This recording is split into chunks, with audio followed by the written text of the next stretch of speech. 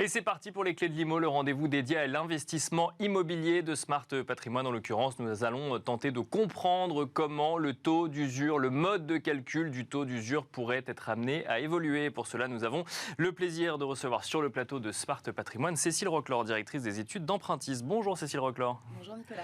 Bienvenue sur le plateau de Smart Patrimoine. Bon, la lumière est presque au bout du tunnel en matière de taux d'usure. C'est pas encore tout à fait officiel, mais on a quand même certains bruits de couloir, certaines rumeurs qui laissent entendre qu'on pourrait passer d'un taux d'usure calculé trimestriellement à un taux d'usure calculé mensuellement. C'est bien ça ? C'est exactement ça. On sait qu'une réunion s'est tenue la semaine dernière entre les différents représentants du secteur du financement, le ministère de l'économie et la Banque de France pour évoquer la problématique du taux d'usure. Et vous le disiez, on s'oriente jusqu'à confirmation officielle. Bien sûr, oui. On s'oriente vers un calcul mensuel et c'est une excellente nouvelle pour toute la chaîne du crédit, pas seulement pour les courtiers, d'abord pour les emprunteurs dont les dossiers sont restés bloqués et sont encore bloqués aujourd'hui.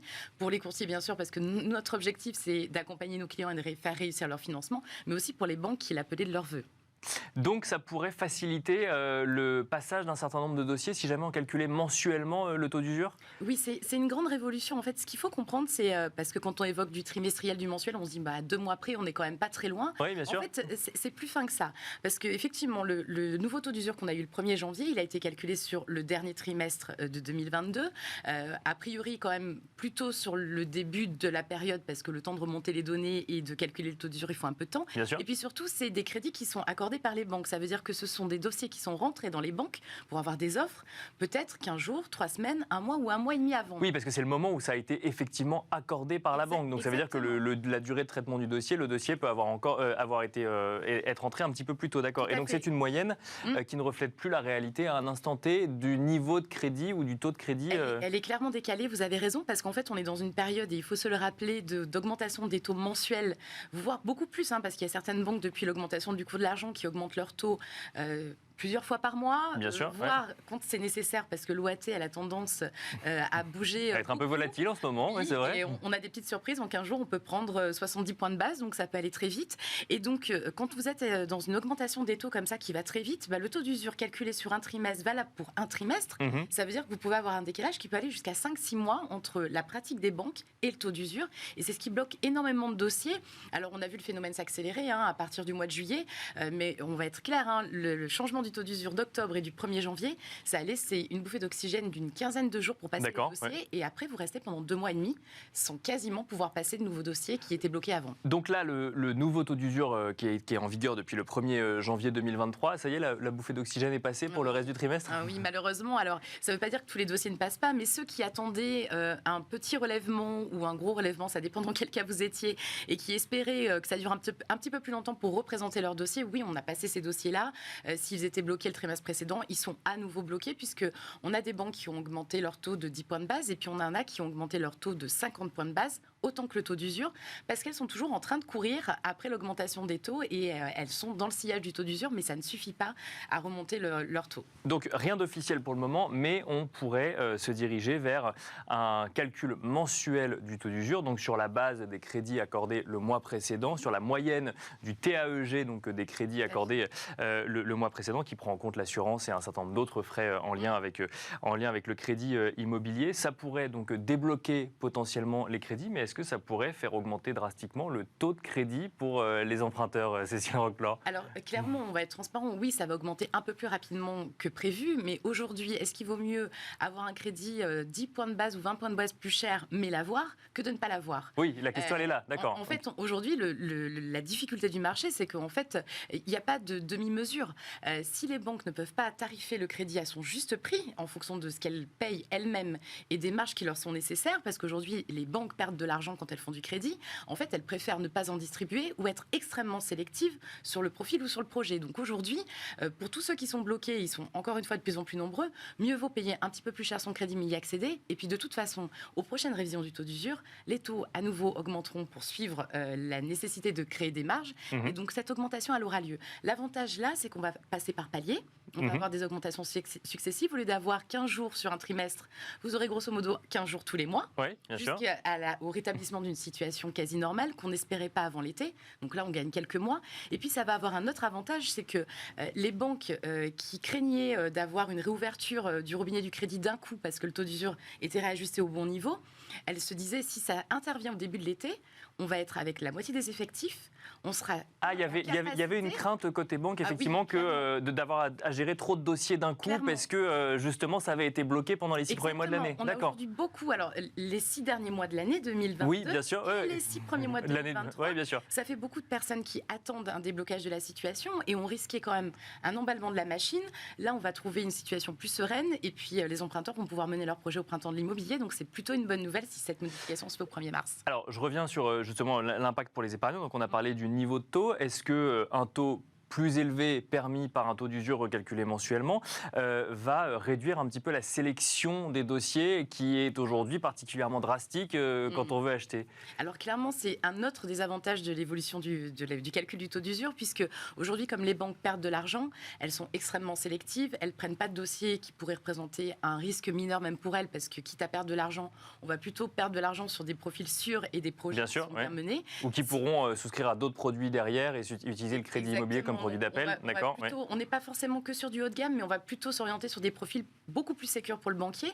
Si je perds plus d'argent et que je peux tarifer le juste prix, je peux rouvrir un peu les vannes et je peux prendre des profils un peu moins moyen de gamme et faciliter l'accès, principalement des primo-accédants modestes, qui sont ceux qui sont particulièrement sortis du marché ces derniers mois. Pour autant, le coût global du crédit immobilier coûtera un petit peu plus cher. Est-ce que ça peut avoir un impact? Alors effectivement, il y a toujours un décalage, c'est toujours long, mais est-ce que ça peut avoir un impact sur le niveau de prix de l'immobilier aujourd'hui en France? Alors c'est certainement ce qu'espéraient les institutions en ne touchant pas au taux d'usure, c'est que ça fasse le job que le HCSF n'avait pas réussi à faire, c'est arrêter l'emballement de la machine crédit et donc de la montée des prix.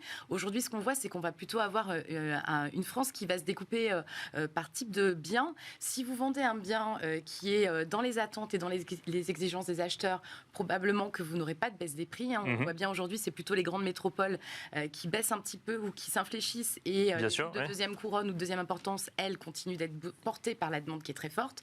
Par contre, si vous avez un bien avec une forte rénovation énergétique dans une zone détendue ou qui ne bénéficie pas d'infrastructures et qui ne correspond pas aux standards du marché, là, vous risquez d'avoir une baisse des prix. Donc, on va plutôt avoir une baisse qui sera hétérogène en fonction des secteurs et des types de biens. Et donc, plus en fonction de la typologie du marché que de l'évolution du marché du crédit ou du financement de l'immobilier?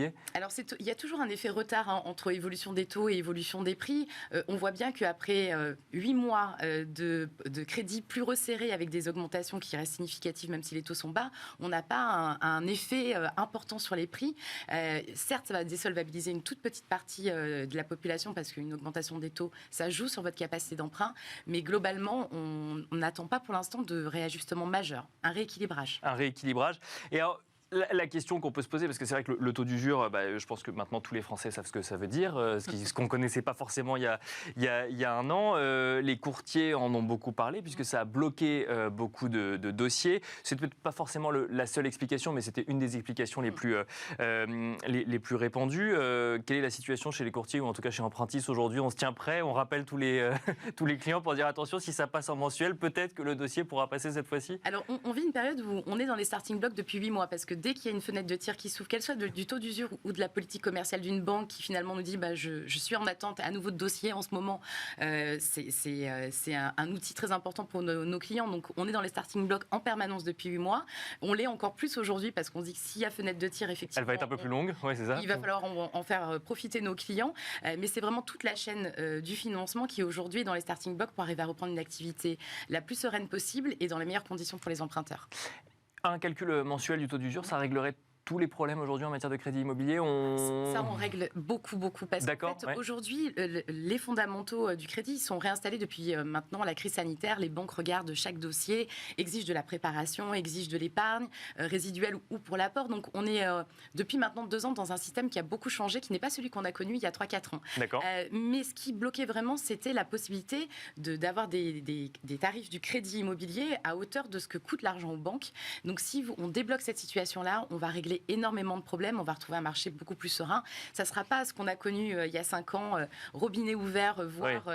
Ça, on risque de ne pas le retrouver tout de suite. Non, ça, clairement, aujourd'hui, au vu de la situation économique, clairement, les banques sont plus prudentes, les organismes de cautionnement aussi. Toute la chaîne de crédit a envie de sécuriser l'acte de crédit immobilier, même si on est un des pays les plus sûrs en la matière. Mais par contre, l'accès au crédit sera grandement facilité par rapport à aujourd'hui. Bon, je le disais en introduction, il n'y a rien d'officiel aujourd'hui.